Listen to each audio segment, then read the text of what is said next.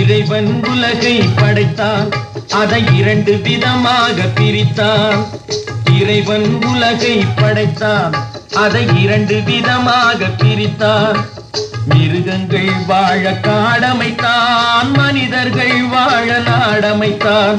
மிருகங்கள் வாழ காடமைத்தான், மனிதர்கள் வாழ நாடமைத்தான். இறைவன் உலகை படைத்தான், அதை இரண்டு விதமாக பிரித்தான்.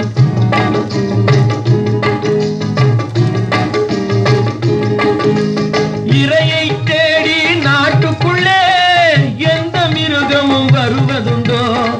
இரையை தேடி நாட்டுக்குள்ளே எந்த மிருகமும் வருவதுண்டோ?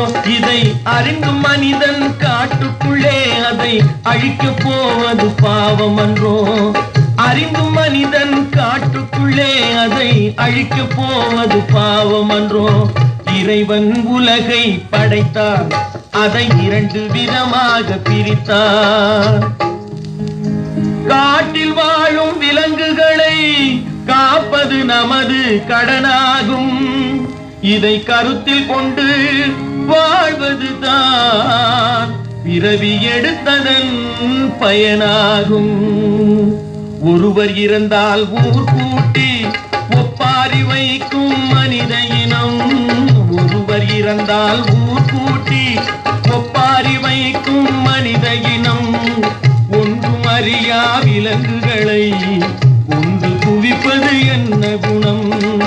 ஒன்றும் அறியா விலங்குகளை ஒன்று குவிப்பது என்ன குணம்? இறைவன் உலகை படைத்தான், அதை இரண்டு விதமாக பிரித்தான்.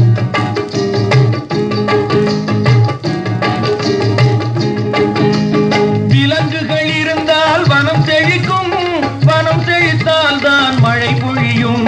விலங்குகள் இருந்தால் வனம் செழிக்கும், வனம் செழித்தால் தான் மழை பொழியும்.